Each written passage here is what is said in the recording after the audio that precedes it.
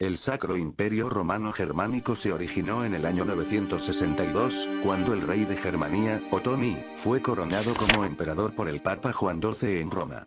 Otón I había logrado unificar a los pueblos germánicos y defenderse de las invasiones de los magiares y los eslavos. Al recibir la corona imperial, Otón I se consideró el sucesor de Carlomagno, el gran monarca franco que había sido coronado emperador en el 800 por el Papa León III. Así, Otón I pretendió restaurar el antiguo imperio de Occidente, que se había desintegrado tras la muerte de Carlomagno y la división de su reino entre sus nietos en el Tratado de Verdún de 843. El Sacro Imperio Romano Germánico no fue un estado unitario, sino una confederación de pequeñas y medianas entidades políticas que reconocían la autoridad del emperador. Estas entidades podían ser principados, ducados, obispados o ciudades libres, y tenían una gran autonomía en sus asuntos internos. El imperio abarcaba una gran parte de Europa occidental y central, e incluía los actuales territorios de Alemania, Austria, Suiza, Luxemburgo, Liechtenstein, Países Bajos, Bélgica, la República Checa, Eslovenia, el este de Francia, el norte de Italia y el oeste de Polonia. El emperador del Sacro Imperio era elegido por un colegio de príncipes electores, que eran los gobernantes de algunos de los estados más poderosos del imperio. Los electores eran 7. 3 eclesiásticos, el arzobispo de Maguncia, el arzobispo de Treveris y el arzobispo de Colonia, y 4 seculares, el rey de Bohemia, el conde palatino del Rin, el duque de Sajonia y el margrave de Brandeburgo.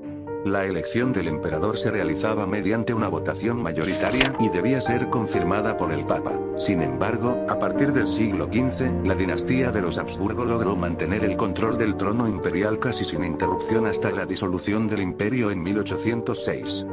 El Sacro Imperio tuvo una compleja relación con la Iglesia Católica y con el Papado. Por un lado, el emperador se consideraba el protector de la Iglesia y el defensor de la fe cristiana. Por otro lado, el emperador buscaba intervenir en los asuntos eclesiásticos y nombrar a los obispos y abades que gobernaban territorios dentro del imperio.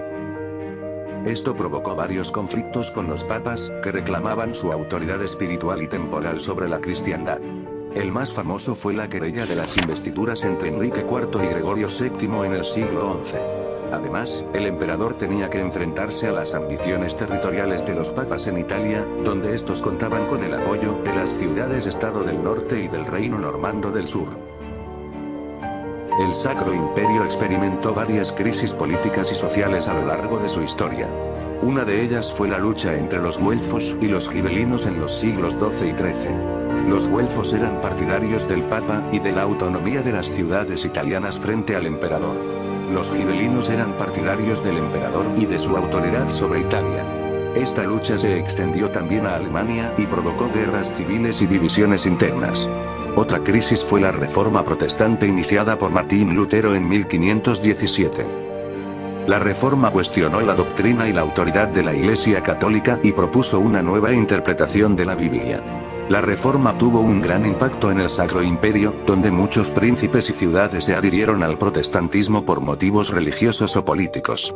Esto desencadenó una serie de guerras religiosas entre católicos y protestantes que duraron más de un siglo.